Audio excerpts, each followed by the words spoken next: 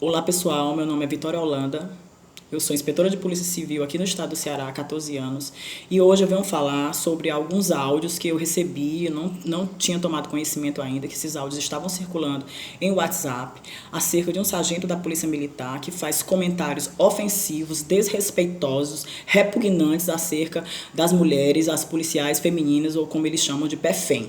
Esse sargento sugere que, ao término de um serviço, as mulheres serviriam apenas para tirar o estresse dos policiais homens quando chegassem de serviço.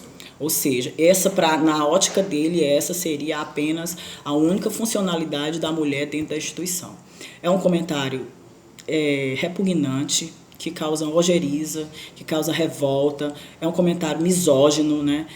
Que demonstra mais uma vez o quanto a nossa sociedade ainda é tão machista e especificamente as instituições de segurança pública ainda também são tão machistas.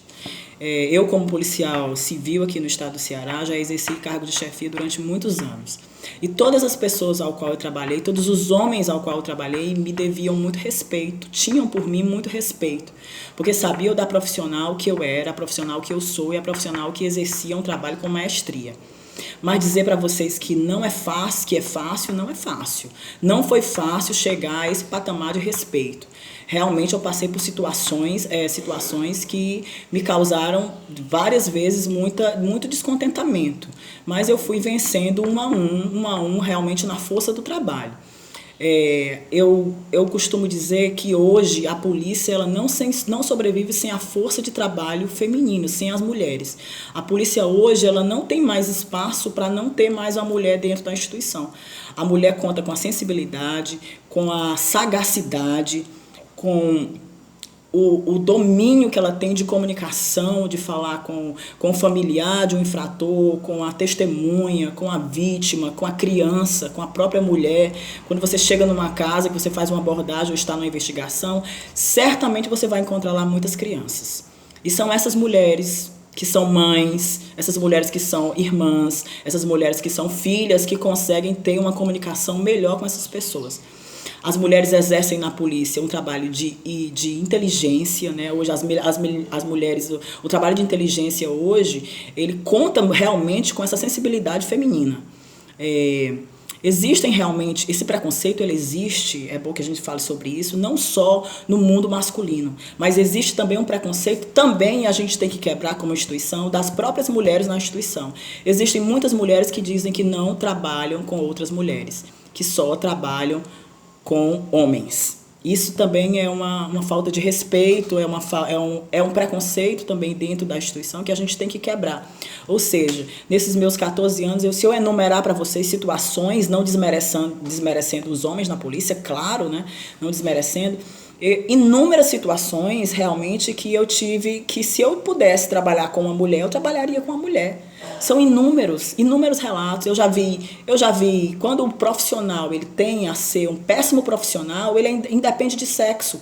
A polícia ela não tem sexo. A polícia ela não é polícia, essa história de PFEM e isso. Eu sinceramente eu nunca gostei disso. Eu não sou PFEM, eu sou polícia. A polícia ela não tem sexo. A polícia não tem isso. Na hora H, na hora que você necessita exercer o seu trabalho com maestria, você vai ter que ter o rigor, você vai ter que ter o comprometimento, o profissionalismo, da mesma forma, independente se é homem ou mulher. Como eu estava falando, eu já vi homens chorar, eu já vi homem não saber dirigir, eu já vi homens descer da viatura com medo, se tremendo, porque na hora de um confronto, como a gente falou, cola as placas, como a gente fala no vocabulário nosso, cola as placas. Eu já vi homem que vai dar uma informação, que uma pessoa dá uma denúncia anônima e não é para falar para o suposto infrator, que é a denúncia anônima. Na hora o homem fala demais, é porque dizem que as mulheres falam demais, e o homem fala demais e acaba delatando o denunciador e depois o denunciador morre. Eu já vi situações...